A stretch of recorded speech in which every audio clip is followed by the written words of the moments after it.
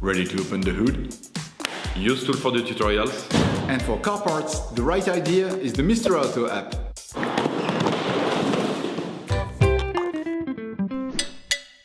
You will find the bulk control arms used in the video exclusively on the Mr. Auto website and through the link in the description. Turn your engine off and engage the parking brake. Loosen the lug nuts on the front wheels. Jack the front of your vehicle.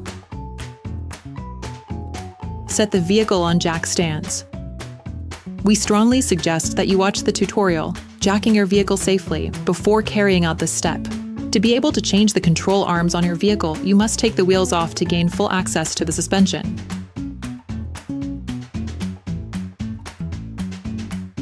Don't forget to slide the wheels under the vehicle. To be able to access the screws holding the control arm, you have to remove the gimbal. Using a flathead screwdriver, remove the safety lock and the metal cover. So that you can full unscrew the hub lug nut, you must stop the rotation of the disc. To do this, insert a thin flathead screwdriver in between the two inside faces of the disc. You'll need to insert the screwdriver in front of the brake caliper mount so that it butts up against it. Using a T-handle wrench and a 35mm socket, unscrew the nut on the hub, then remove it.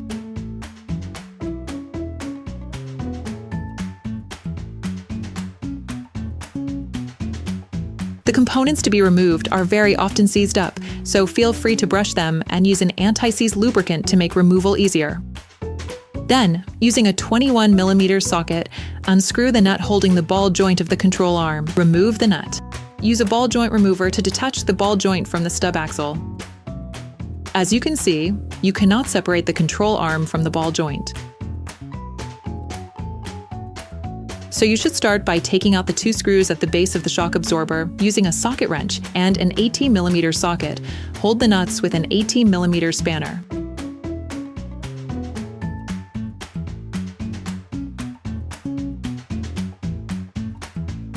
Prepare a stable, elevated surface on which to place the entire stub axle once you have removed it. Now you can remove the entire stub axle and separate the control arm from its ball joint.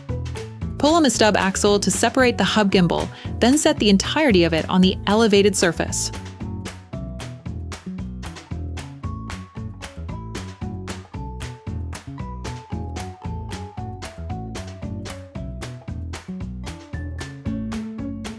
Using a ratchet and a Torx T50 socket, lock the front retaining screw of the control arm. Using a socket wrench and a 21mm socket, unscrew the nut. Then remove the screw.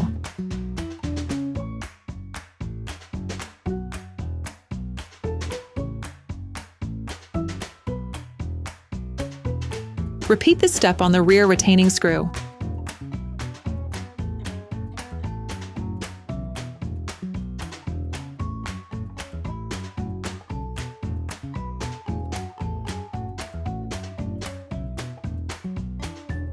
In order to be able to remove the control arm, you need to remove the stub axle. Here, we've securely attached it to the coils of the shock absorber spring. Now the way is clear to remove the control arm. Start by brushing, then greasing where the control arm will be placed to make it easier to install. Now you need to put the base of the shock absorber back in the stub axle and to put the screws back in so that the ball joint of the control arm can be unscrewed. Using a flathead screwdriver, remove the waterproof seal on the ball joint. Then brush the seal and spray it with anti-seize lubricant. Be careful not to get any lubricant on the disc. If this happens, use brake cleaner to clean the disc.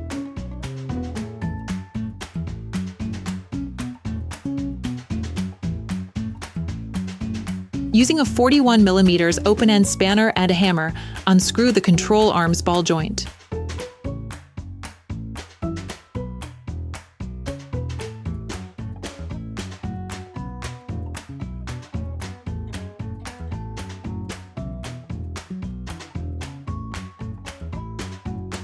If you need to, you can install the stub axle in a vise so as to remove the control arm ball joint.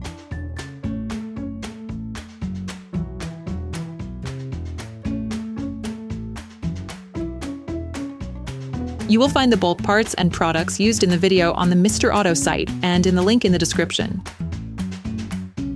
Take the new ball joint.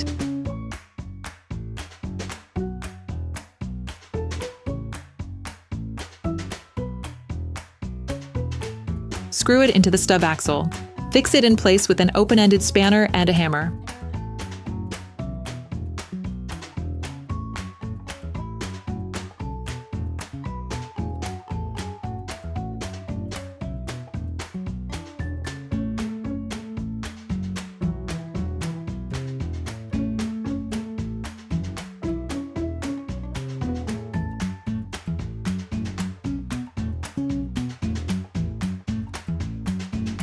Then crimp it in the notch of the stub axle designed for this purpose using a hammer and chisel. Put back the metal protection plate of the ball joint. Remove the two holding screws at the base of the shock absorber. Reattach the stub axle in order to reinstall the control arm. All parts used in this tutorial are supplied by our trusted partners. These partners also help us create as many video tutorials as possible. Check them out in the description below. Take the new control arm. Put the new control arm in place.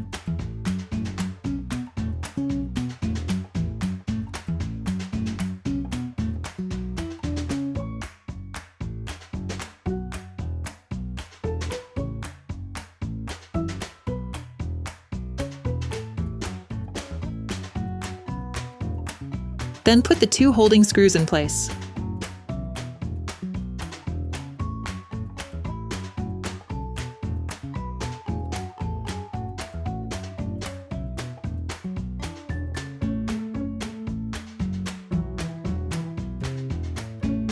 Finish tightening using a torque wrench.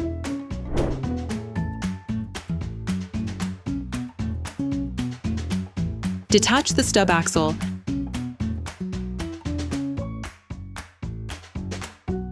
Then reinsert the gimbal into the hub.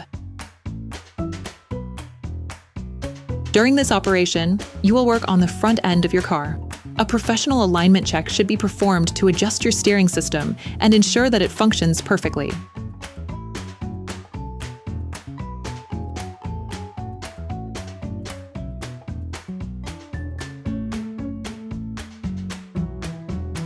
Then insert the control arm ball joint into the ball joint.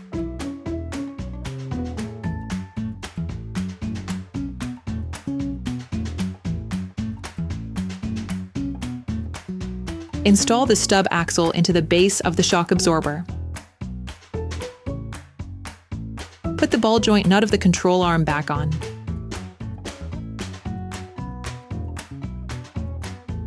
Then screw it back on. Finish tightening using a torque wrench. Screw the two screws at the foot of the shock absorber back in. Finish tightening using a torque wrench. Repeat the screwdriver technique to stop the rotation of the disc and to be able to lock the hub nut. Finish tightening using a torque wrench.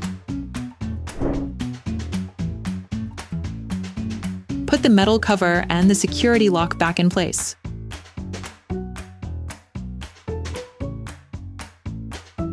Next, you can reattach your vehicle's wheels and set the car back on the ground. Operation completed. Hi, it's Theo from UseTool. I hope this video has helped you a lot in your car maintenance. We would be super grateful if you could spread the word so that we can produce even more tutorials. Simply give us a like, a comment, and hit that subscribe button. It really helps us boost the channel and help the whole community. Thanks a lot and have a great one.